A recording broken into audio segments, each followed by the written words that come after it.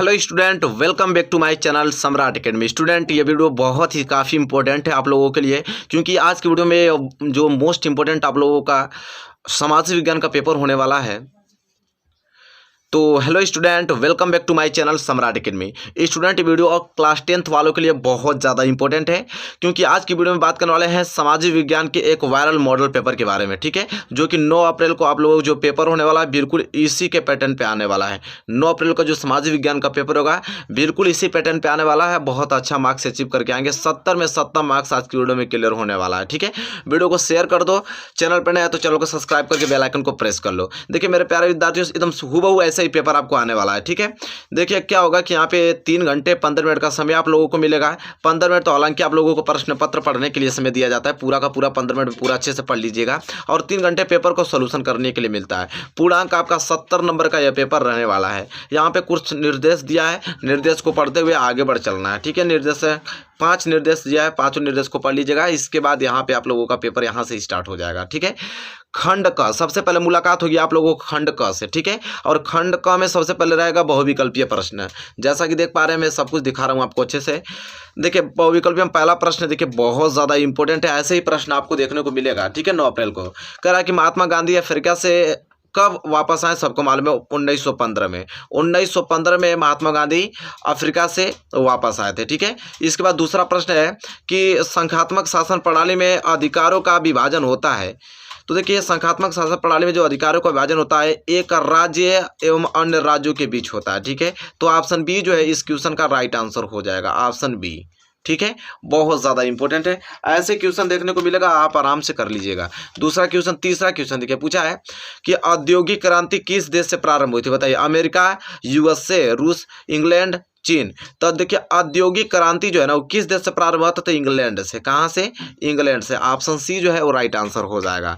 इसके बाद चौथा प्रश्न की बात करें तो चौथा प्रश्न दे रखा है यहाँ पे कि नेपोलियन की का संबंध किस देश से था। बहुत ज़्यादा इंपॉर्टेंट है। पूछ रहा है कि चलिए देखिए नेपोलियन का संबंध किस देश था, तो सबको मालूम है, तो आप लोग रट लिए इस प्रश्न को कि फ्रांस से था। नेपोलियन का संबंध किस देश से था, तो फ्रांस से था। ठीक है, अगला प्रश्न है कि संयुक्त राष्ट्र संघ का मुख्यालय कहाँ है, तो जिनेवा में। सबको मालूम है कहाँ, जिनेवा में। वाशिंगटन होगा नहीं, न्यूयॉर्क होगा नहीं, ऑस्ट्रिया होगा नहीं, कहाँ, जिनेवा।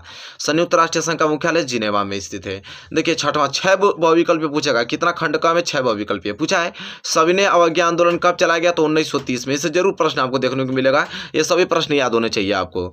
तो सविनय अवज्ञा आंदोलन कब चलाया गया, तो 1930 में चलाया गया। इसके बाद हम बात करें तो अति लघुत्तरीय प्रश्न आएगा, जो कि 2 नंबर के रहेंगे। कितने रहेंगे? 3 प्रश्न पूछेगा, 6 नंबर तैयार हो जाएगा। पहला है भारतीय निर्वाचन व्यवस्था के 2 दोष लिखना है। बहुत ज़्यादा इंपॉर्टेंट है प्रश्न है, तैयार करके जाना आप लोगों को। ठीक है, फिर भारत के 2 पड़ोसी देशों के नाम पूछा है। ठीक है, तो एक म्यांमार बता सकते हैं, बांग्लादेश, ये सब पड़ोसी देश हैं। ठीक है, तो आप बता सकते हैं। बहुत ज़्यादा 2 नंबर मिल जाएगा तुरंत। फिर फ्रांस की क्रांति के 2 परिणाम पूछा है। ठीक है, ये तीनों जो प्रश्न आपको दिखाई दे रहा ना, ये तीनों ही प्रश्न बहुत ज़्यादा IMP है, जो कि 9 अप्रैल को जरूर इसमें से एक प्रश्न देखने को मिलेगा आपको। तो इसको तैयार कर लेना है आप लोगों को। ठीक है, बहुत ज़्यादा IMP है। इसके बाद 3 क्वेश्चन तो आप लोगों को 2-2 नंबर के पूछेगा, अति लघुत्तरीय है। इसके बाद लघुत्तरीय आएगा। क्या आएगा? लघुत्तरीय। लघुत्तरीय जानते हैं आप लोग कि 3 नंबर की इसमें से देता है। सामाजिक विज्ञान में जो लघुत्तरीय कितने नंबर का देता है? 3 नंबर का। 3 नंबर में पहला प्रश्न है कि मुद्रण क्रांति क्या है और इसका फ्रांस की क्रांति पर क्या प्रभाव पड़ा। बहुत ज़्यादा इंपॉर्टेंट है। मुद्रण क्रांति क्या है और इसका फ्रांस की क्रांति पर क्या प्रभाव पड़ा। और नहीं तो अगर यह प्रश्न नहीं आ रहा है तो इस प्रश्न का उत्तर आप दे सकते हैं कि 19वीं सदी में प्रकाशन के विभिन्न रूप क्या थे और किन 3 का क्या करना है, आपको उल्लेख करना है। ठीक है, 3 नंबर मिल जाएगा आप लोग। तो दोनों में से जो भी आएगा कर लीजिएगा। ठीक है, इसके बाद नेक्स्ट प्रश्न देखेंगे, 11वां प्रश्न। ठीक है, 11वां प्रश्न भी 3 नंबर के लिए ही है। क्या है कि भारतीय लोकतंत्र की 3 विशेषता लिखना। देखिए यह प्रश्न बहुत ज़्यादा इंपॉर्टेंट है। ठीक है, बहुत बार एग्जाम में आ चुका है कि भारतीय लोकतंत्र की 3 विशेषताएं बताइए। नहीं तो अगर ये प्रश्न आता है तो अथवा में करके एक तो दिया ही ऑप्शन है, इसको कर लीजिएगा कि अपने प्रदेश के 2 क्षेत्रीय दलों का उल्लेख करना है। 1.5 नंबर मिलेगा। ठीक है, और 3 नंबर यहाँ से कवर हो जाएगा। तो यहाँ पे खत्म हो गया आपका लघुत्तरीय भी। इसके बाद लास्ट पोर्शन बचता है दीर्घोत्तरीय का। ठीक है, तो दीर्घोत्तरीय में क्या पूछेगा आपसे कि दीर्घोत्तरीय में जैसा प्रश्न बरामा है कि भारतीय लोकतंत्र की सफलता के लिए किन 4 आवश्यक दशाओं का वर्णन करना है। भारतीय लोकतंत्र की सफलता के लिए किन 4 आवश्यक दशाओं का वर्णन करना है। देखिए यहाँ पे 6 नंबर, 1.5 नंबर यहाँ, 1.5 नंबर, 3 नंबर यहाँ से, 3 नंबर यहाँ से, 6 नंबर मिलेगा अगर इस प्रश्न को करते हैं तो, ठीक है। नहीं तो अगर ये प्रश्न नहीं आता है तो अथवा में करके एक ऑप्शन और दिया रहेगा आपको कि भारतीय लोकतंत्र के समक्ष क्या चुनौतियां हैं और किन 3 का वर्णन करना, 2-2 नंबर मिलेगा। 3 वर्णन करेंगे तो 1 वर्णन पे 2 नंबर मिलेगा, तो 3 वर्णन पे 6 नंबर मिल जाएगा, ठीक है। चलिए इसके बाद प्रश्न नंबर 13 जो कि बहुत ही इंपॉर्टेंट है। ये तो देखिए प्रश्न याद कर लीजिएगा भाई, आपसे हाथ जोड़ के निवेदन है कि महात्मा गांधी के सत्याग्रह पर एक निबंध लिखिए। यह प्रश्न जरूर आपको पूछा जाएगा, ठीक है। इस प्रश्न को आपको याद होना ही चाहिए। महात्मा गांधी के सत्याग्रह पर एक निबंध लिखना है, बहुत ज़्यादा इंपॉर्टेंट ये पोर्शन है। इसके बाद देख रहे हैं कि भारत में, अगर वो नहीं आता है तब इस ऑप्शन को चूज कीजिएगा, अगर नहीं आता है तो ये कर लीजिएगा कि भारत में औद्योगिक विकास की क्या विशेषताएं हैं और कि निचार का क्या करना है, आपको उल्लेख करना है, कि निचार का उल्लेख करना है। और 1.5 नंबर कराएगा, 4 उल्लेख करेंगे तो 6 नंबर मिल जाएगा आराम से आप लोगों को। इसके बाद देख सकते हैं मानचित्र कार्य है यहाँ पे, ठीक है। मानचित्र कार्य तो हालांकि मैं करा चुका हूँ, ठीक है। और चारों मानचित्र याद होना चाहिए कि वह स्थान जहाँ कांग्रेस सितंबर 1920 का अधिवेशन हुआ, ठीक है। वह स्थान जहाँ जलियांवाला बाग का हत्याकांड हुआ, वह स्थान जहाँ 1920 में कांग्रेस का अधिवेशन हुआ, वह स्थान जहाँ सूती मिल श्रमिकों का सत्याग्रह हुआ, वह स्थान जहाँ 1927 में कांग्रेस का अधिवेशन है। जो प्रश्न दिखाई दे रहा है ये सभी जाके देखिए, प्ले लिस्ट में जाइए, मानचित्र कार्य लिखा हुआ, ये सभी प्रश्नों को मैं इसी पेपर से करा दिया हूँ, ठीक है, पूरा सभी का आंसर। और ये वाला तो करना है केवल दृष्टिबाधित परीक्षार्थियों के लिए। इसके बाद खंड ख यहाँ से स्टार्ट हो जाता है और खंड ख में बहुविकल्पीय प्रश्न है कि भूमि एक संसाधन है, तो सबको मालूम है कि भूमि एक प्राकृतिक संसाधन है। भूमि जो है वो कैसा संसाधन है, तो भूमि एक प्राकृतिक संसाधन है, ठीक है। चलिए इसके बाद देखिए दूसरा, निम्नलिखित में से मिट्टी का प्रकार नहीं, तो देखिए काली मिट्टी तो होती है, लेटराइट मिट्टी भी होती है, पीली मिट्टी भी होती है, ये सीमेंट थोड़ी मिट्टी का प्रकार है, ठीक है। तो यही होगा, क्योंकि पूछा है कि निम्नलिखित में से एक मिट्टी का प्रकार नहीं है, तो सीमेंट जो है मिट्टी का प्रकार नहीं है, ठीक है। इसके बाद हम बात करें आगे, बहुत सारा प्रश्न है, देखिए यहाँ पे भूदान आंदोलन किसके द्वारा आरंभ किया गया, सबको मालूम महात्मा गांधी द्वारा नहीं, ठीक है। और जवाहरलाल नेहरू, इंदिरा गांधी भी नहीं, विनोबा भावे। भूदान आंदोलन किसके द्वारा आरंभ किया गया, तो विनोबा भावे के द्वारा आरंभ किया गया, ठीक है। ऑप्शन ग जो है स इसका आंसर हो जाएगा, ठीक है।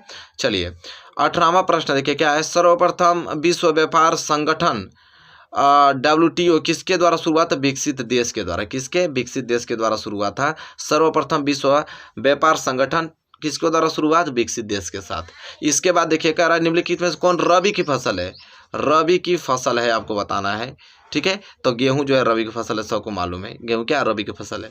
इसके बाद मुंबई आरी प्रसिद्ध है, मुंबई जो हाई है वो प्रसिद्ध है किसके, तो तेल शोध कारखानों के लिए प्रसिद्ध है। कौन, मुंबई हाई प्रसिद्ध है तेल शोध कारखानों के लिए, ठीक है। इसके बाद देखिए यह प्रश्न, तीनों प्रश्न याद होना चाहिए, अति जो लघुत्तरी महत्वपूर्ण प्रश्न तीनों। देखिए पहला बात तो मृदा अपरदन क्या है, ये पोर्शन तो आपको याद ही होना चाहिए क्योंकि मोस्ट इंपोर्टेंट है। दूसरा कि ग्रामीण क्षेत्रों में जो साख की मांग क्या होती है, क्यों होती है, ठीक है, साख की मांग क्यों होती है, यह प्रश्न। और उदारीकरण तो तैयार होना ही चाहिए, उदारीकरण बहुत ज़्यादा IMP है, बहुत बार एग्जाम में आ चुका है, 2 नंबर दिला जाएगा। तो यहाँ पे तीनों जो 2-2 नंबर के हैं, ये तीनों पॉइंट आपको याद होने चाहिए, ठीक है, क्योंकि तीनों ही बहुत ही ज़्यादा महत्वपूर्ण है, तीनों पोर्शन आपको तैयार होना चाहिए।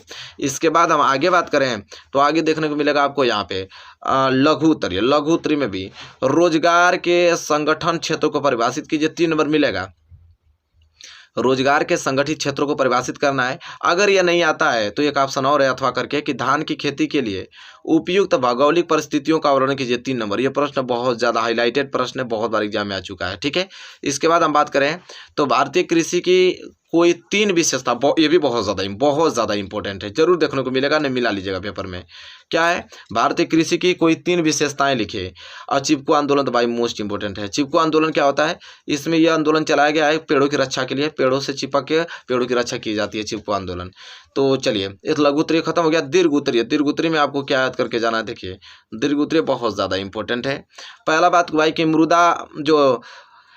मुद्रा वस्तु विभाजन की समस्या को किस तरह सुलझाती है, उदाहरण देकर आपको समझाना है, ठीक है। और नहीं तो अगर वो नहीं आता तो ये वाला पर्सन देखिए किसी कीमत पे तैयार होना चाहिए भाई, बहुत बार मैं देख चुका हूँ एग्जाम में बहुत इस प्रश्न को कि विदेशी व्यापार से आप क्या समझते हैं और इसके लाभों का वर्णन कीजिए, बहुत ही ज़्यादा इंपॉर्टेंट है। विदेशी व्यापार से आप क्या समझते हैं, इसके लाभों का वर्णन करना है, IMP प्रश्न है, तैयार होना चाहिए। इसके बाद इन दोनों प्रश्नों को देखिए, प्रश्न नंबर 26 हो गया। 27वां प्रश्न, देश के आर्थिक विकास में सार्वजनिक क्षेत्र के योगदान पर एक टिप्पणी लिखना है। देश के आर्थिक विकास में सार्वजनिक क्षेत्रों के योगदान में एक क्या करना है, टिप्पणी लिखना है। बहुत ज़्यादा एमपी है, ठीक है।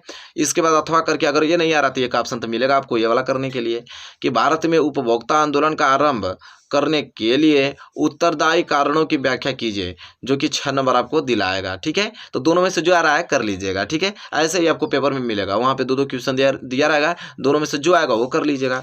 इसके बाद मानचित्रकार आएगा। इसमें मानचित्रकार में करा है कि जो कल्पक्कम परमाणु केंद्र है, तो मानचित्र में कल्पक्कम परमाणु केंद्र को ये जो त्रिभुज बनाकर उसको रंगना है, इस आकृति से आपको दिखाना पड़ेगा मैप में। दूसरा कि जो मुंबई का बंदरगाह, मुंबई का कोई भी बंदरगाह जो है उसको दर्शाइएगा, तो इस चिन्ह से आपको दर्शाना है। फिर पर्वतीय मिट्टी का जो क्षेत्र होगा उसको आपको इस जो चिन्ह बना है इस चिन्ह से आपको दर्शाना होगा। और यहाँ पे देख सकते हैं लो अयस्क क्षेत्र है, और लो अयस्क क्षेत्र को ये जो सिंबल आपको दिखाई दे रहा है इस सिंबल से डिनोट करना है आप लोगों को मानचित्र में। और जो सेंट्रल रेलवे मुख्यालय जो स्टार बना है, तो मानचित्र पर सेंट्रल रेलवे मुख्यालय को इस चिन्ह से आपको चिन्हित करना है, ठीक है। जो भी उसका नाम होगा लिख लीजिएगा, हालांकि मानचित्र में अभी करा दूंगा, आप लोगों को क्लियर हो जाएगा। और ये आपका दृष्टिबाधित परीक्षार्थियों के लिए है, तो ये तो आपको करना नहीं, यहाँ तक करना है। और यहाँ से आपका 70 नंबर बिल्कुल पक्का। तो इसी प्रकार का पैटर्न आप लोगों को 2022 में क्या 9 अप्रैल को ही देखने को आपको मिलेगा, ठीक है। और मात्र 2 दिन का समय, अच्छे से तैयारी कर लीजिएगा, और ये जो भी प्रश्न बताया उसको तैयार कर लीजिएगा। तो मेरे प्यारे विद्यार्थी, वीडियो आपको कैसी लगी? ये वीडियो अच्छी लगी तो प्लीज़ लाइक कीजिए, और चैनल पर नए हैं तो चैनल को सब्सक्राइब करके बेल आइकन को प्रेस कर लीजिए। मिलेंगे एक प्यारे से नेक्स्ट वीडियो में, तब तक के लिए धन्यवाद।